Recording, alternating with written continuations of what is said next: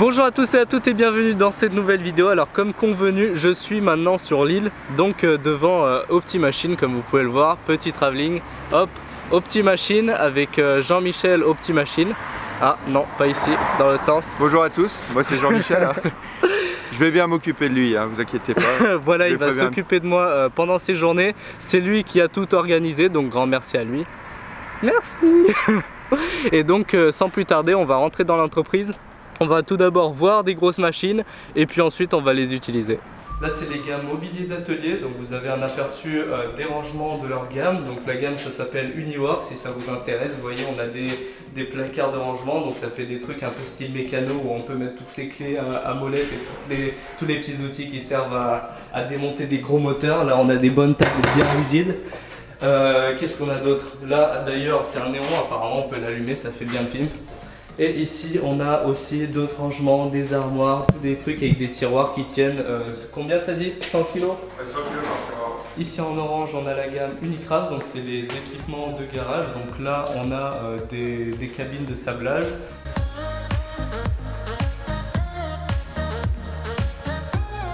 Là ça je sais pas exactement ce que c'est peut-être pour faire bronzer Nabila ou un truc du genre. Ouais, c'est un radiant pour faire sécher les peintures de bagnole. Ici en bleu c'est la gamme Metalcraft, donc là on a essentiellement des trucs pour former de la tôle, pour former des tubes, vous voyez des bouleuses à galets. Là ça c'est ma cintreuse mais en version bien plus stylée.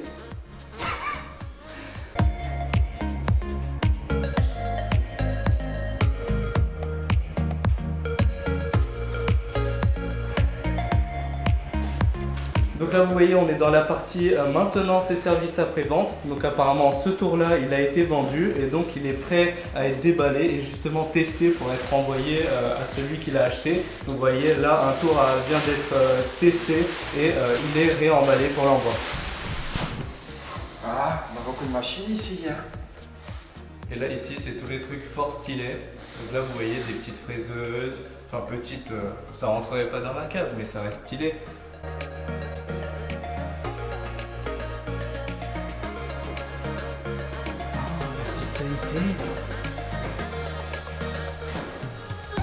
Les petits compresseurs, un jour j'en aurai un comme ça histoire de faire de la découpe plasma parce que vous savez les compresseurs pour les découpes plasma il leur faut beaucoup de pression donc, et beaucoup de débit surtout, donc voilà, et c'est pour ça que un jour eh bien, je prendrai un truc stylé comme ça. Non il est tellement petit. Goussi. Oh.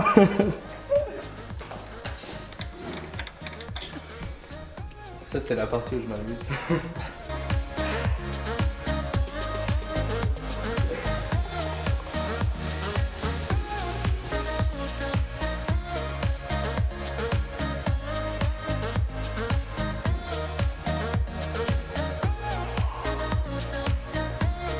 Ça c'est la taille de ma main et ça c'est la taille du mandrin.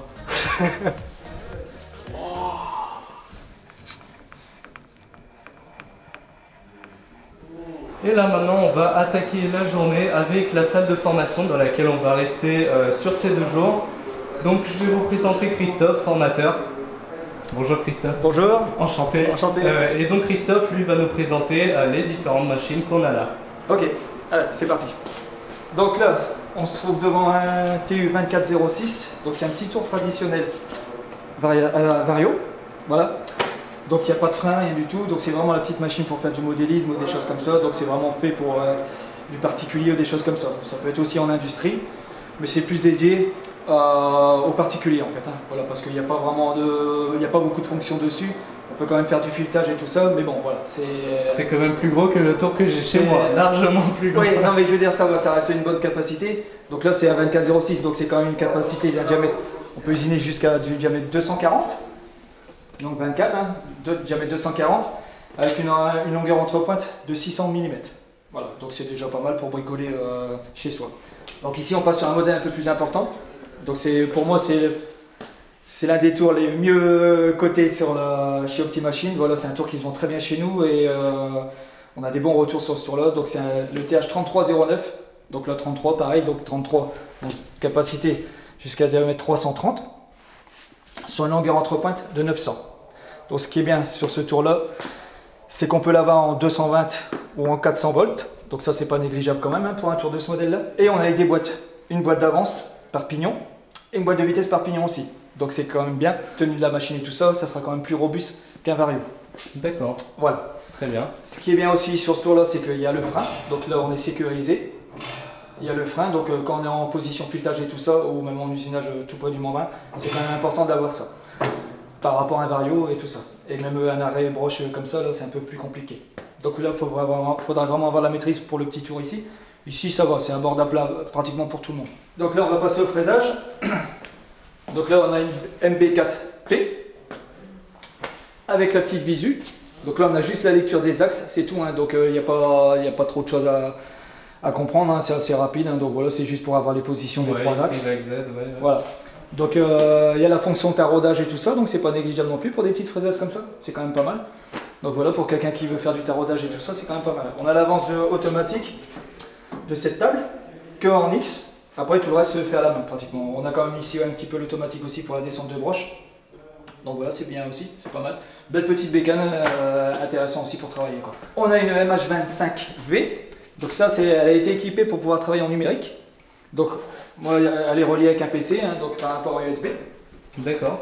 Voilà, juste ici. Voilà. Ok, donc on branche, on rentre le programme. Voilà, donc ici, on relie ça à notre PC et puis après on va dans notre logiciel de programmation et d'usinage. Et ça nous permet de faire un peu toutes sortes de pièces. Hein. Donc voilà. Ah ouais, d'accord. C'est genre. Donc voilà.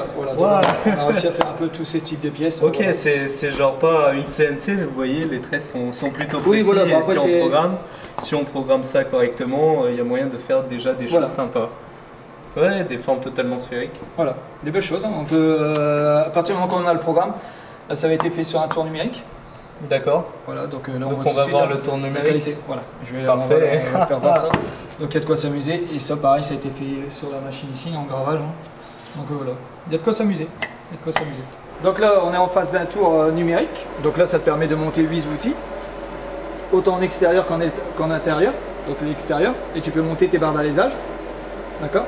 Et ce qui te permet de réaliser des pièces que tu ne pourrais pas réaliser en tour traditionnel. C'est-à-dire si tu dois faire du filetage conique, si tu n'as pas d'expérience en traditionnel, donc c'est quand même intéressant de travailler des machines comme ça, ça te permet de faire tous des rayons bien différents, des cônes, bref, tout ce qui est un peu délicat à faire en traditionnel. Donc voilà, c'est ce qui est intéressant. Tu vois ce bushcraft? Ouais. C'est ce que tu as dans tes poumons. Non. Pour un premier travail que j'aimerais apprendre à réaliser, c'est tout simplement des rainures de clavettes. Donc apprends-moi à réaliser des rainures de clavettes. Ok, donc on va essayer de voir ça. On va essayer de voir la technique de réalisation d'une rainure de clavette sur une fraiseuse traditionnelle. Alors on va voir pour mettre l'axe en position dans l'étau sur la fraiseuse. Donc ce qui est important, c'est avant de faire son usinage, pour bien être aligné dans l'axe, il faut dégauchir son étau. Donc on prend le mort fixe de son étau avec un comparateur et on vient aligner parallèle à la table votre étau. Pour que quand on usine, en fait, la rainure soit bien alignée sur l'axe. Ok, pour pas qu'elle parte en diagonale. Voilà, exactement. Pour pas qu'elle soit en biais sur votre arbre, sinon vous ne pourrez jamais monter votre pièce. La pièce femelle. Donc là, on a mis la pièce en place. Donc là, on s'est débrouillé avec des brides et des petites cales de clinquant pour venir mettre la pièce bien parallèle à la table. Donc avant d'attaquer l'usinage, on va quand même contrôler la largeur de la rainure de clavette, voir si elle est normalisée par rapport au diamètre de l'arbre. Donc là, on a un diamètre de 25, et là on va mesurer la clavette. Donc elle fait 6, donc c'est bien une rainure normalisée, une rainure de 6. Donc on va utiliser une pinule de centrage, donc je vais vous faire voir le principe de la pinule de centrage. Voilà. Hop.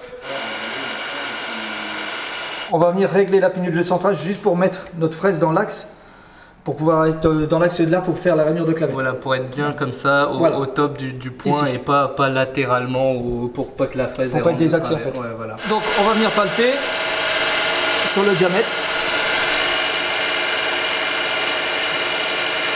Voilà, donc on va venir se mettre... Et dès qu'il se redésaxe un petit peu, on sera en position. Voilà. Là on a notre 0. Donc on se remet à 0. Sur l'axe, on se remet à 0. L'axe Y. Hein. Hop, voilà.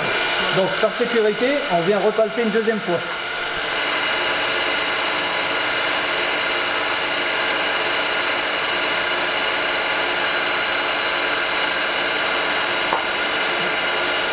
Et là, on vérifie qu'on est bien à 0. Donc là, on est presque à 0. 4 centièmes. 4 centièmes, c'est pas énorme. Et là, sur le dernier, on est à peu près pratiquement à 0. Donc c'est bon. Donc on a un axe diamètre 25 et on a une pinule de centrale de diamètre 10. Donc on additionne les deux et on divise par 2 pour se mettre en position dans l'axe du diamètre. Parce que vous voyez, ça, on l'a réglé, mais elle est décalée. Donc il faut tenir compte de la taille de la pinule de centrage pour se mettre bien centré.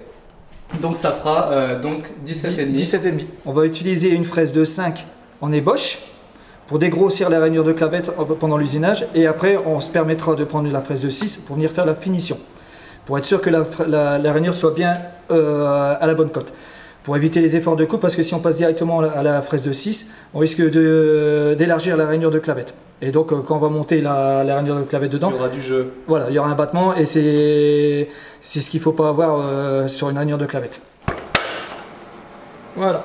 Donc là, je vais expliquer les conditions de coupe, donc c'est-à-dire comment calculer une vitesse de rotation, que ce soit en tournage ou en fraisage. Donc en fait, ce qu'il faut savoir, c'est que la formule, c'est exactement la même, sauf que quand en tournage, la vitesse de coupe, le nombre de tours est calculé pour le diamètre qu'on usine, et en fraisage, c'est la fraise qu'on utilise qui sert à calculer la vitesse de coupe. Ah ouais, d'accord. Voilà. Ok, donc on y va. Donc la formule, c'est n tours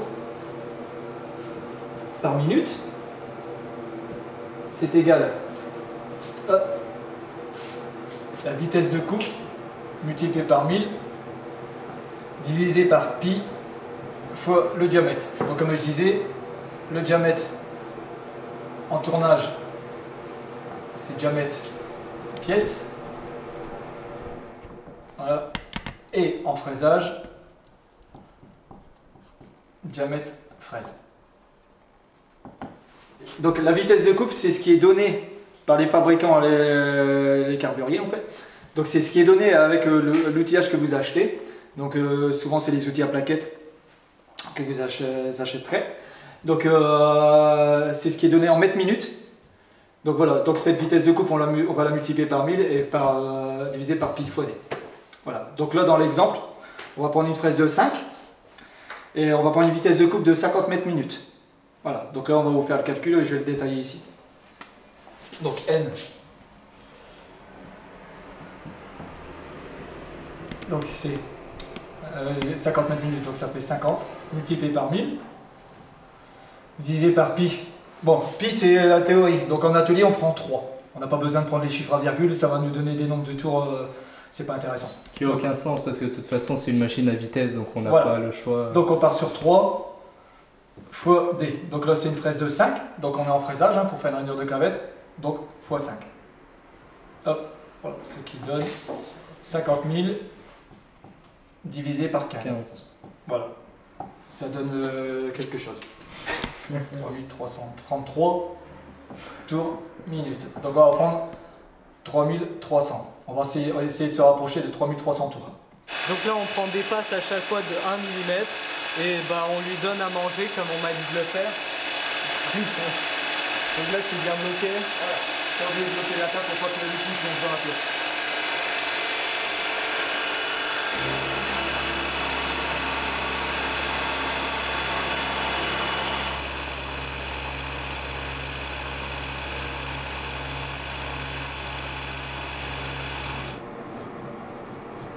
Vous voyez cette petite fraiseuse là? Là derrière, il y a 2 fois plus grand.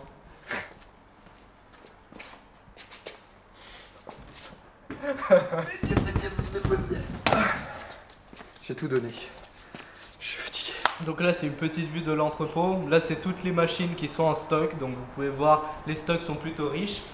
Évidemment c'est sur plusieurs rangées. Quand on avance, on a encore d'autres rayons. Ici blotti dans des coins sombres, on a tout simplement des monstres. Un petit routeur qui fait du et qui taille à peu près tout ce que vous voulez. Donc voilà, c'est tous des trucs que je pourrais jamais acheter, mais c'est toujours stylé de les voir. Alors, j'ai plusieurs questions de la communauté, donc sous les commentaires, j'ai eu une question. Comment on choisit les vitesses d'avance pour un tour? D'accord. Donc on a vu pour la vitesse de rotation du tour la formule au tableau, et maintenant c'est pour les vitesses d'avance.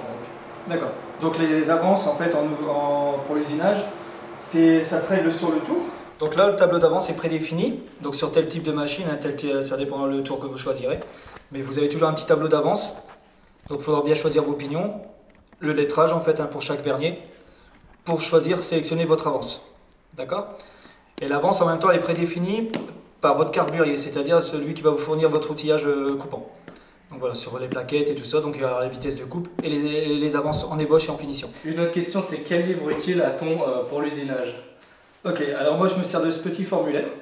Donc voilà, donc c'est un guide pratique, ça s'appelle formulaire pratique mécanicien et outilleur. Donc voilà, donc moi je me suis servi de ça depuis mes études jusqu'à ma carrière de maintenant. Donc voilà, donc c'est un bouquin, il y a tout ce qu'il faut comme formule. Ça sent le petit papier à Staline, c'est bien. Voilà.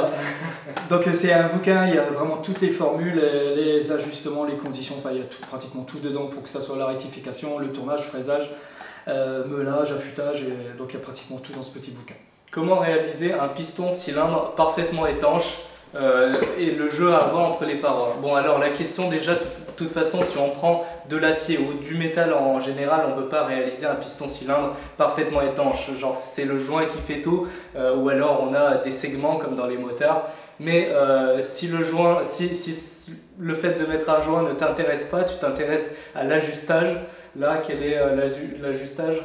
Voilà, donc là l'ajustement ça sera un G6 pour l'arbre et pour la pièce femelle qui va s'adapter ça sera un H7. Donc on aura une tolérance maxi de allez, 2 centièmes, 2 centièmes et demi. En général? En général, c'est une tolérance. Et bon, de toute façon, pour avoir les ajustages, ça dépend du diamètre de tes pièces et c'est selon des tables. En fait, justement, le petit livre qu'il a présenté tout à l'heure, eh bien, il contient des tables qui ont justement des ajustages normalisés pour avoir un truc qui coulisse bien. Et tu peux les trouver aussi sur internet, je suppose. Oui, ça se trouve partout, hein. C'est des normes, donc c'est bien spécifique, il faut bien respecter ça, et puis voilà, il n'y a pas de souci. Peut-on usiner un cône avec un tour? Pas de problème, donc c'est tout à fait réalisable, il y a juste à savoir pas se tromper dans sa position d'angle et tout ça. Donc voilà, il n'y a pas de problème. Ok, bah parfait, on va voir ça tout de suite. Pour ça, on va profiter pour me réaliser une petite pièce qui va me servir. Donc un truc comme ça, on va lui faire d'un côté un cône et de l'autre côté, on va réaliser un tronçonnage parce que j'ai vu qu'il y a 2 questions à propos de comment réaliser un tronçonnage. Donc on va profiter de ça pour faire les 2 en 1. Donc on va partir d'un brut de diamètre 25 sur une longueur de 25. On va réaliser un cône de diamètre 20 au plus grand, diamètre 10 au plus petit sur une longueur de 20. Voilà, donc je vais vous donner la formule pour exécuter ça sur un truc traditionnel. Donc la pente est égale à la tangente de l'angle alpha. La tangente de l'angle alpha est égale à grand D moins petit d sur 2 fois L, 2 fois la longueur. Donc en gros, alpha c'est égal à l'inverse de tangente, donc généralement sur les calculettes c'est arctan, ou tan moins 1, arctan de 1 quart, donc arctan de 0,25 et ça fait en degrés, donc ça c'est à la calculette. 14 degrés. 14 degrés, ok, très bien. Donc voilà, donc cet angle-là, c'est ce qu'on va prendre sur le plateau du tour. Ça s'appelle bien le plateau. Sur le chariot porte-outil. Sur le chariot porte-outil, donc on va l'orienter d'un angle de 14 degrés afin de réaliser notre cône. Ok. Si tu veux aller comme ça, tu le pousses et tu le mets vers le bas. D'accord. D'accord. Si elle est tirée vers le haut, voilà, comme ça, en X. Là, poussée vers le bas. En Z et en X comme ça. En X, ok.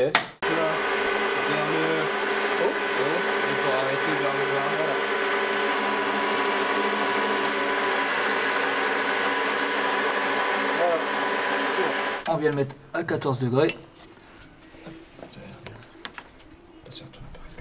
Donc là, le but c'est de remettre son outil le plus droit possible, le plus parallèle à la face membrane. Au cas où on aura un épaulement et que notre cône il doit s'arrêter sur une face droite. Donc là, on a pris de la marge, on est bon. Donc, on laisse bloquer ça ici. Ça, on ne bouge pas. D'accord? On vient se mettre à 0 ici.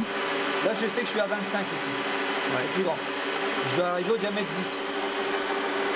Donc, je prends mon repère 0. Là, on a 15 mm de marge. Donc, on peut déjà y aller. On peut faire quelques passes. 1, 2, 3. Le but, c'est de ne pas s'arrêter. Comme ça, ton état de surface, il reste propre.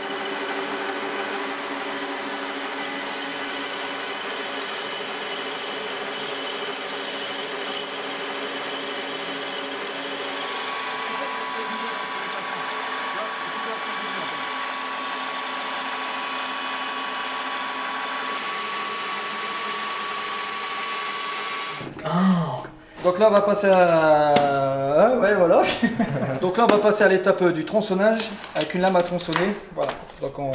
Donc voilà à quoi ça ressemble. C'est un truc plus fin avec une espèce de petite plaquette qui sert avec une espèce de griffe qui va enlever de la matière. En fait ce qui est important dans l'aluminium, il faut bien arroser parce que l'aluminium ça a tendance à coller. Ouais, c'est une matière ça. tendre donc ça aura plus tendance à coller que l'acier en fait. Oui. Donc il faut bien lubrifier quand on fait l'étape du tronçonnage. Il ne faut pas oublier de lubrifier. Pas faire ça sans lubrifiant parce que le copeau il va coller sur la plaquette et vous allez casser la lame en fait. D'accord, ok. Donc bien arrosé quand on a un outil à tronçonner. Voilà. Donc là on va venir vérifier que l'outil à tronçonner est bien au centre ou un petit peu en dessous pour être sûr qu'il n'y ait pas de talonnage au niveau de la plaquette et que ça ne force pas au moment de tronçonner arriver au point de centre. D'accord, parce que si tu es en dessous du centre, ça va prendre plus de matière En et donc ça va non, forcer plus sur en l'outil. dessous l'outil, la pièce elle va tomber et on va passer en dessous du diamètre donc c'est pas gênant. Par contre si on est au-dessus on va pousser sur la matière, là on risque de casser la lame et on risque d'arracher la pièce aussi. On va tout abîmer en fait.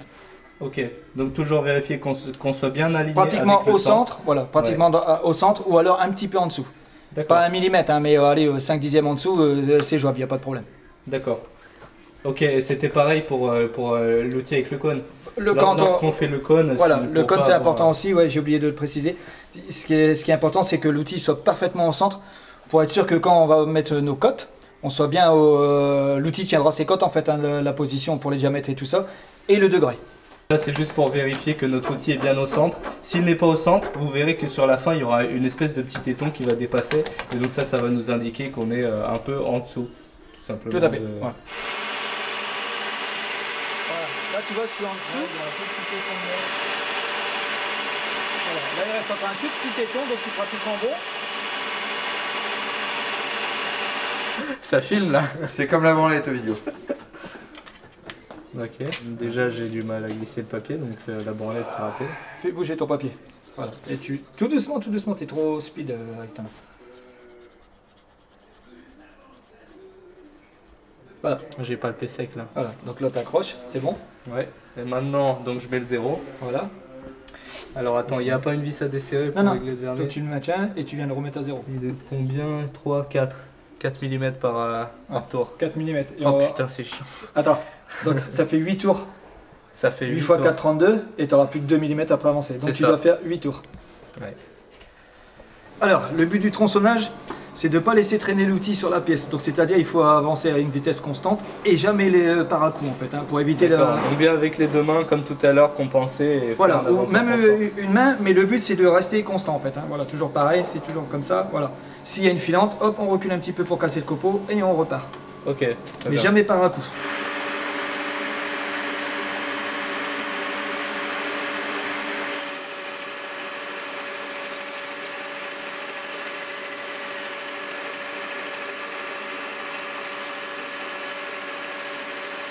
J'arrive sur la fin. Donc là on va réaliser un filetage sur tour traditionnel, donc un M16 au pot de 2. Donc c'est un filetage métrique, donc là c'est un filetage normalisé. Donc je vais vous donner les formules pour la pénétration, pour réaliser, pour pouvoir venir essayer l'écrou qui va s'adapter sur la vis. Voilà. Donc la formule de pénétration, c'est 1,3. 1,3 multiplié par le pas. Donc 2. Ce qui donne 2,6. Donc on viendra tangenter avec son outil ici. On prendra un repère 0 et on aura plongé de 2,6 pour essayer l'écrou. Et normalement, en plongeant de 2,6, l'écrou devrait passer sans problème.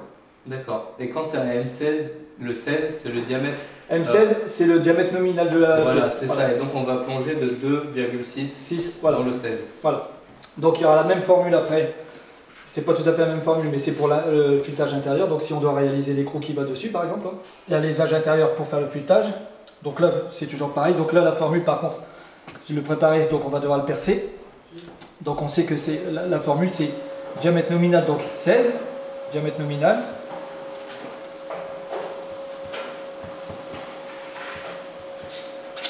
Moins le pas. Donc là, comme on a un pas de 2, donc c'est 16.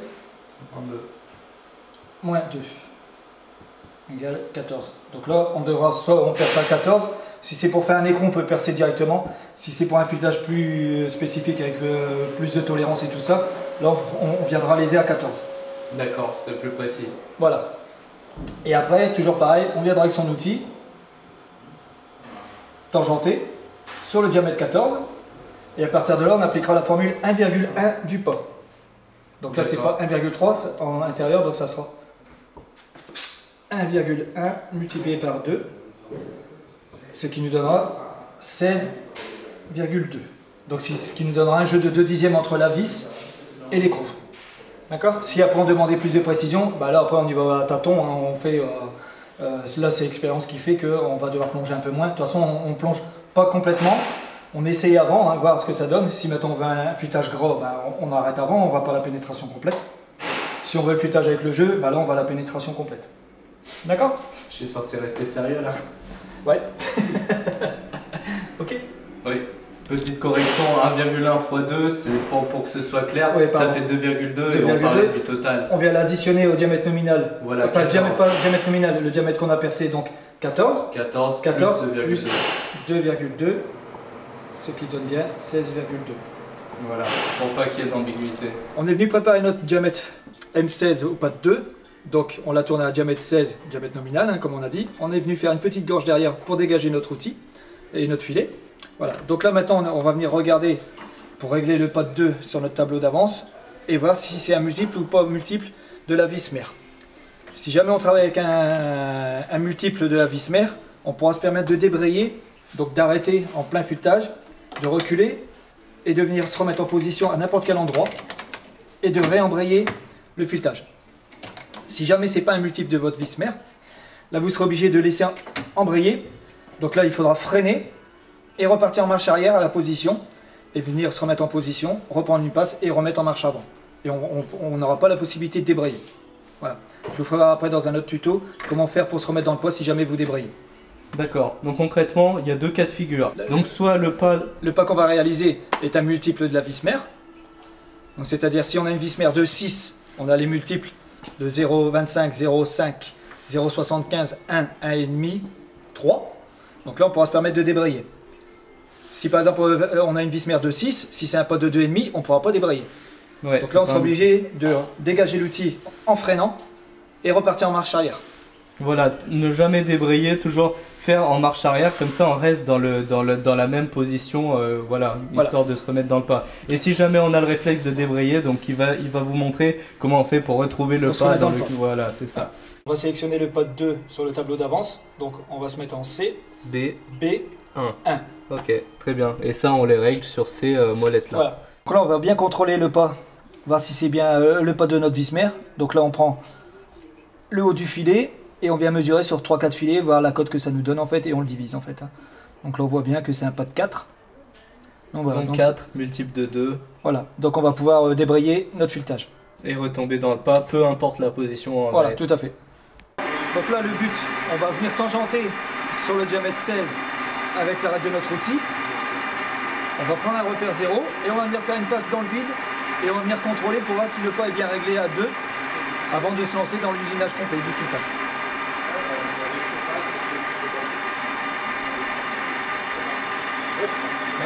Voilà, je suis venu tangenté, j'ai pris mon repère 0, je me décale et je vais me mettre à mon repère 0. Je vais venir embrayer et là je vais venir faire une passe et après je vais venir contrôler au réglé pour voir si mon pas est correct. Et quand tu arrives à la fin, tu freines la machine. Hop, voilà. Donc là j'ai débrayé. Parce que je pouvais me permettre de débrayer, mais c'est un pas de 2. D'accord? Ouais. Donc là je recule.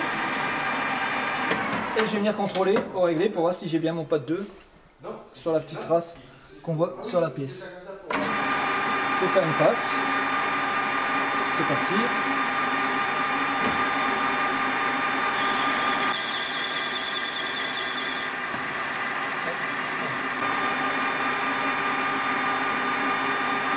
Donc là je vais faire la méthode au cas où on ne peut pas débrayer. Donc je vais faire la méthode, je vais faire une passe là, vous allez voir. Donc je vais juste freiner, sortir mon chariot et repartir en marche arrière pour me mettre en position. Voilà, la marche arrière sur la machine. Voilà. Hop.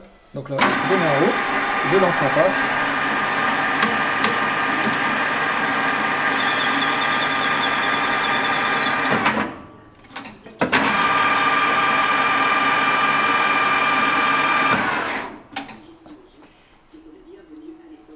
je vais relancer une passe et là il va être dans le pas.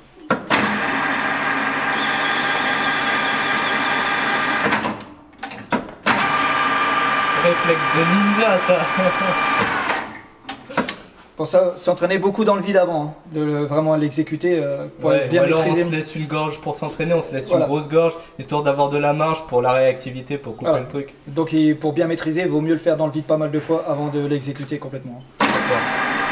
Donc tu me laisses toujours ta main près au cas où. Voilà, j'arrive à la fin. Je freine. Là tu vois, tu t'es arrêté dans la pièce. Ah, Non, non, non. je peux pas... Donc tu fais ça. Tu vas remettre en route et tu freines tout de suite. Ok. D'accord? Maintenant je sors mon outil. Voilà. Ça je le mets vers le... Vers le haut. Non, pourquoi je tire comme un connard? Là en marche arrière. Je mets À 0. à 0. J'ai fait un peu mal sur... Je mets à 0, je vais à 1 et je prends une passe de combien ensuite? Là tu peux prendre 2 dixièmes, ça devrait aller. Marche avant vers le bas, c'est ça?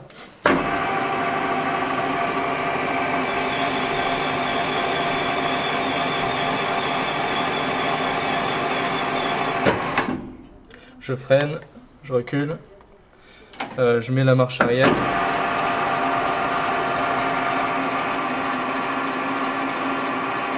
Ouais. Presque à la fin du fond de Il filet. faut aller doucement. Il faut diminuer les passes. Ouais, là j'ai fait des grosses passes. Ouais, là ça va, mais les prochaines passes, il faut diminuer les passes. Pour D'accord. l'état de surface et puis voilà pour la flexion de D'accord. l'outil pour pas la Surtout non plus. que là on tourne lentement, Ouais, en donc plus. plus on tourne lentement, plus ça va faire une. Bah, ça va espèce arracher le copeau et tout ça, donc Voilà, d'accord. enfin, ça va arracher le filet et tout ça. Le but c'est d'avoir la bonne vitesse.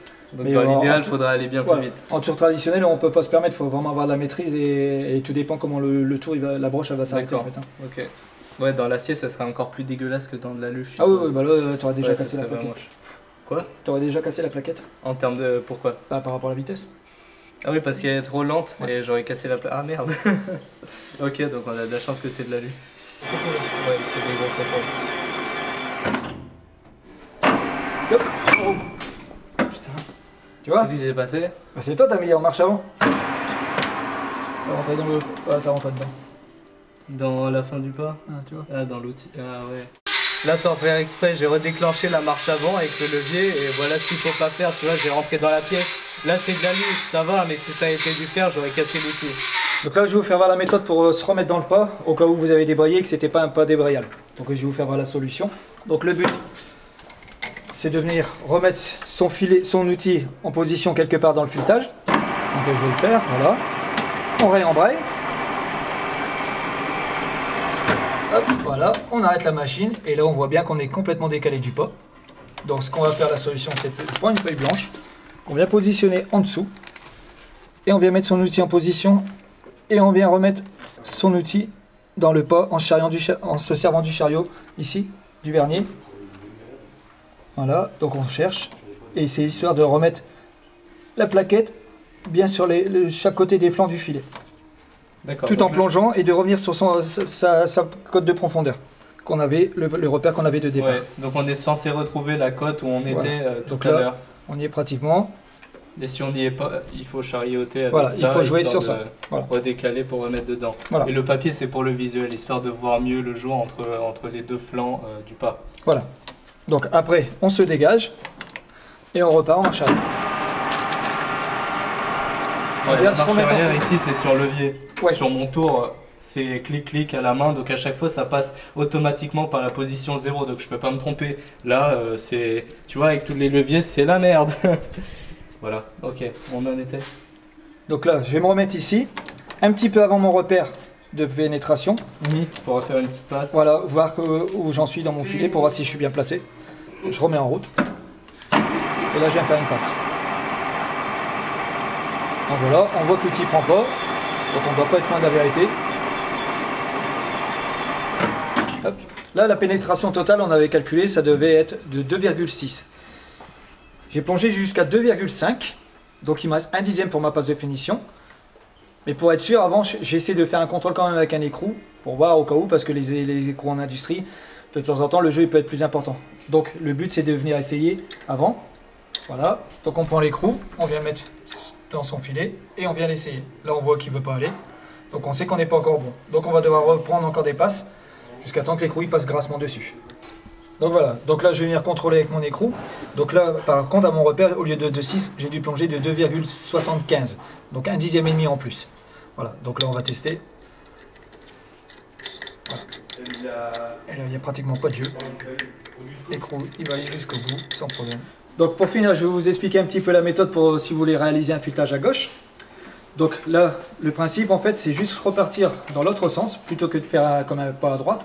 Donc vous mettez dans le sens contraire, donc c'est-à-dire en bout. Voilà, ici. Vous mettez votre sens de rotation. Et là, vous embrayez. Si vous avez un tour qui est configuré avec un inverseur, c'est très bien pour vous. Donc vous avez juste à mettre votre inverseur. Et là, vous embrayez. Et là, la barre va partir dans l'autre sens. Donc vous voyez, on inverse le sens du filet. Voilà. Toujours pareil. Si on doit se dégager, enfin là il n'y a pas de souci. On repart en marche arrière si on ne peut pas débrayer, bien sûr. Donc là c'est le contraire d'un filetage à droite.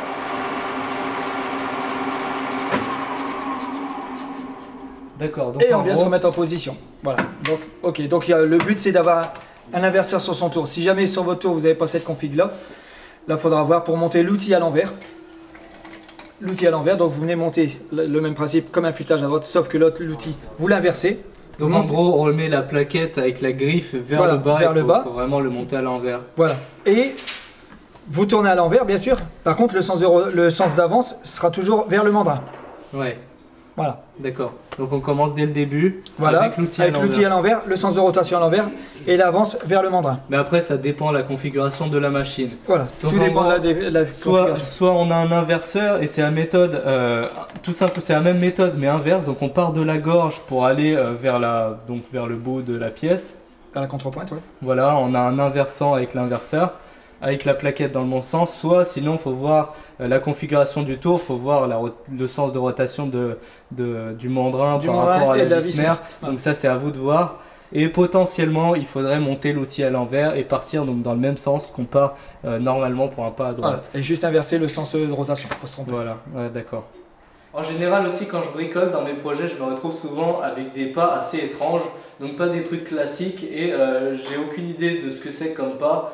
Comment rapidement on peut trouver le pas d'un filetage. Si par exemple je te donne cette vis qui est un peu bizarre. D'accord. Donc là on va regarder, déjà on va prendre le diamètre, on va le mesurer au pied à coulisse, pour le diamètre nominal. Par rapport à ça, déjà on aura une petite idée. Donc voilà, on aura déjà le diamètre nominal. Là, le diamètre, donc là, c'est du 12. Ouais. Voilà, on sait que c'était du 12.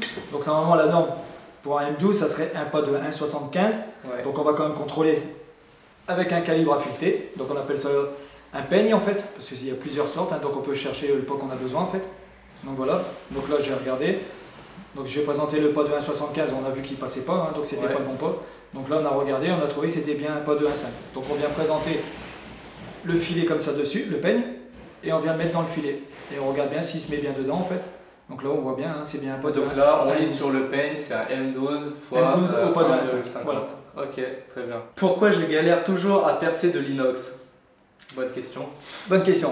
Alors c'est tout simple en fait, ce qu'il faut savoir c'est que l'inox c'est une matière assez tendre. Donc quand on perce et qu'on rentre dans la matière, le copeau il colle. Donc ce qu'il faut c'est avoir un bon arrosage et pas hésiter à diminuer sa vitesse. Et voilà quoi. Mais il faut pas oublier de bien commander le forêt adapté à l'inox. En fait. Ouais. Voilà. Si tu as des forêts de merde, premier prix Castorama, c'est sûr que c'est moi aussi bien que toi et aussi bien que tout le monde, on va tous galérer à percer ça.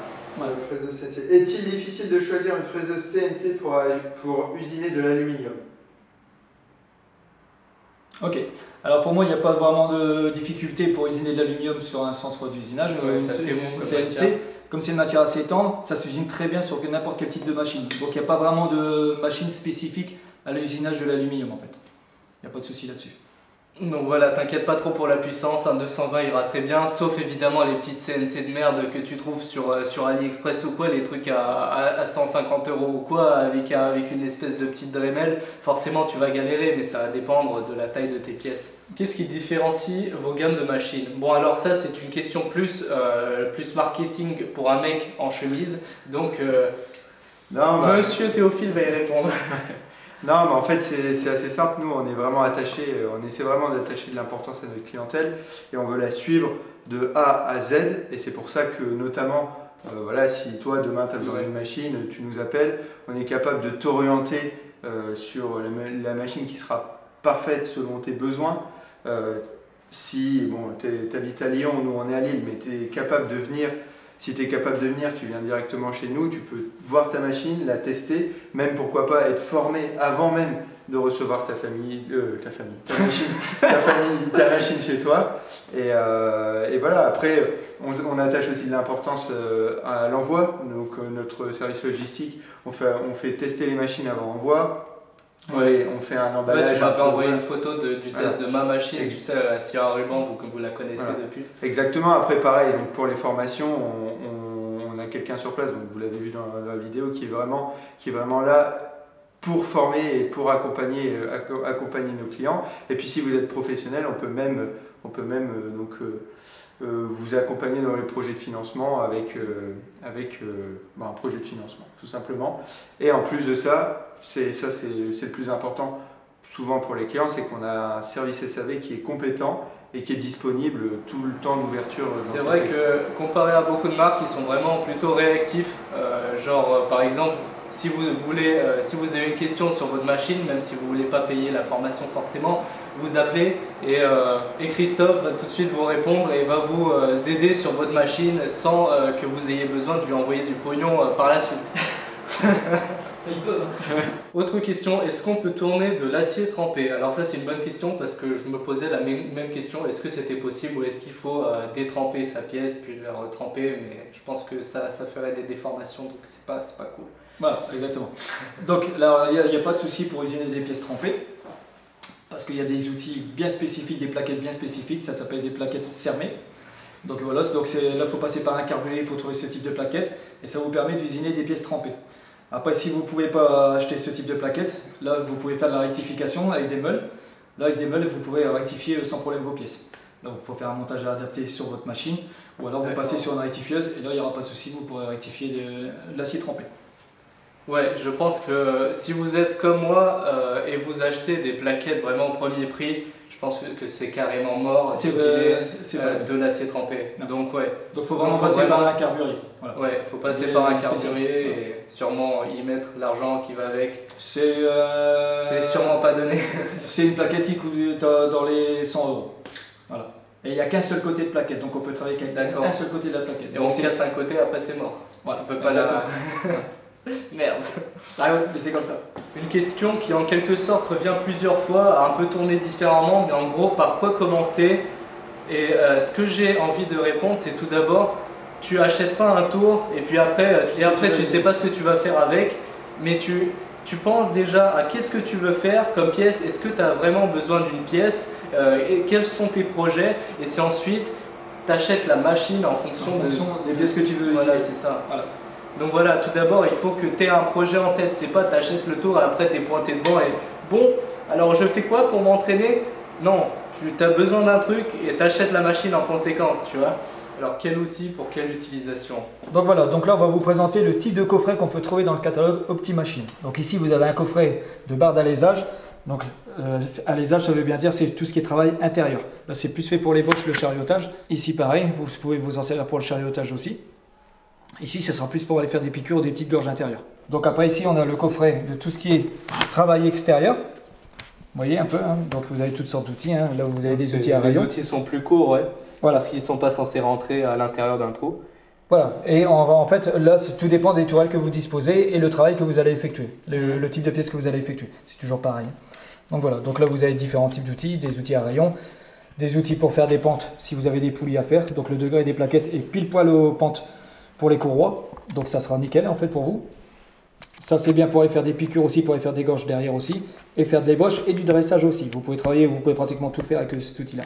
Ici pareil, donc là vous avez des outils pour faire de l'ébauche, ici du chanfrein, là de l'ébauche extérieure, à gauche et à droite. C'est le type de plaquette qui est monté dessus, WNMG.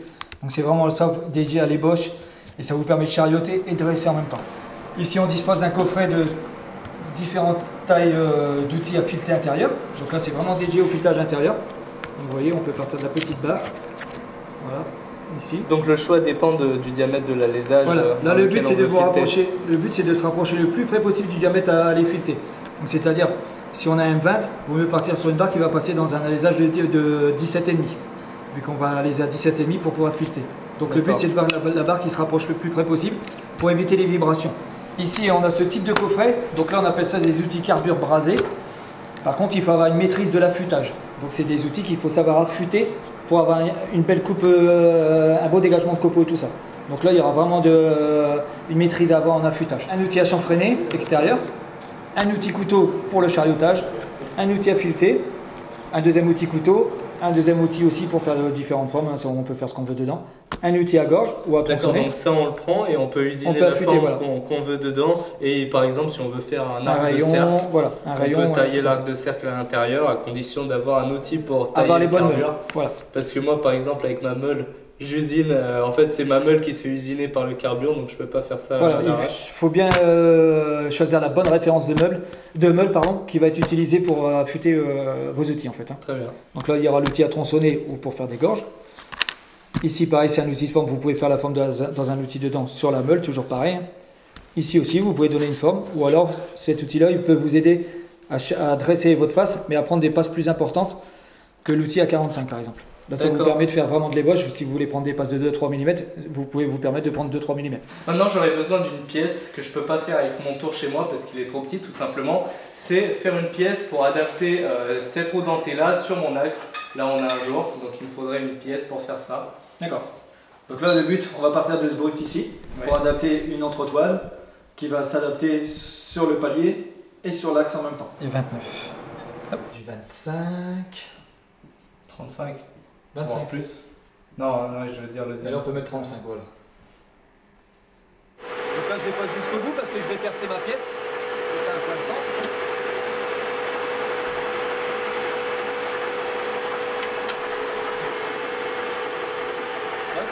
Voilà, comme ça mon centrage est prêt pour faire mon perçage. Pour ceux qui demandaient quelle était la taille de leur plus grande forêt, c'est un forêt de 30.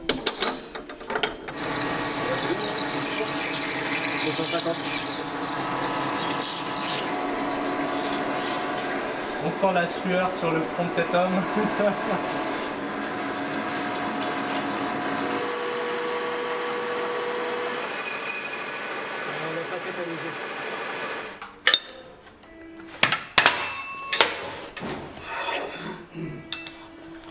Alors du coup, dernière question. Bon, cette fois j'aurais plus besoin d'un mec en chemise. Donc merci Christophe pour cette formation, merci pour toutes les questions auxquelles tu as répondu, c'était fort instructif pour moi et j'espère que pour tout le monde. On se serre la main juste pour la caméra parce qu'on se quitte pas tout de suite. Merci à toi. De rien. Et monsieur Théophile, j'aurais une petite question. Yes, je t'écoute. D'où proviennent vos machines? Alors nous, l'entreprise en fait elle travaille avec un fabricant de marque allemande. Ok. Et donc toutes nos machines en fait elles sont soumises à un cahier des charges très rigoureux. Et en fait, du coup, toutes nos machines, elles sont certifiées européens. Donc, ce qui permet en fait de retrouver nos machines vraiment dans n'importe quel atelier partout en Europe. Petite question bonus que j'ai posée aussi à Christophe, mais on n'a pas l'outil parce que bon, ici c'est pas un truc d'usinage, c'est un truc de formation. Il n'y a pas l'outil à molleter, mais je l'ai chez moi et je vais sûrement faire de temps en temps des molettes. Donc là, c'est juste pour demander la méthode, donc comment on fait pour molleter une pièce avec l'outil. En fait, le but, c'est pas de venir mettre la molette comme ça, complètement parallèle au diamètre que vous allez molleter. Le but, c'est de venir monter votre porte-outil dans votre tourelle, donc dans votre porte-outil, donc la tourelle ici, votre porte-outil. Il faudrait mettre un petit peu la molette, un tout petit peu en biais. D'accord. Il faut l'incliner un tout petit peu, mais c'est vraiment un petit peu, hein, c'est allez, 2 degrés à tout casser, quoi, 2-3 degrés. Donc comme ça, vous allez travailler que sur une arête pratiquement, et vous allez pouvoir molleter en automatique. Donc je vais préciser en même temps que quand vous avez un pas de 1, sur vos molettes un pas de 1, vous devez programmer une avance de 1 mm. Comme ça, vous êtes sûr que le pas il sera bien régulier. Donc ça se fait en avance automatique en plusieurs passes? Ah oui, on le fait en avance automatique. Hein. Putain, je l'ai fait à la zeub à la main, moi. Non, faut le faire en automatique, pour que ça soit régulier quand même. Hein. D'accord. Donc voilà. Et le but, c'est une fois que vous êtes arrivé au bout de votre molletage, hein, donc ici, c'est de repartir, toujours en gardant le même sens de rotation, c'est de partir à l'opposé, refaire le même mouvement dans l'autre sens. Est-ce que c'est comme un taraudage, un filetage, est-ce qu'il faut ne pas désembrayer? Donc tu gardes l'embrayage et tu mets en marche arrière. Et voilà, en fait vous laissez, de toute façon, oui, une précision quand même. Donc quand on fait du molletage, le maximum, la vitesse qu'on peut tourner, c'est 200 tours maximum. Hein.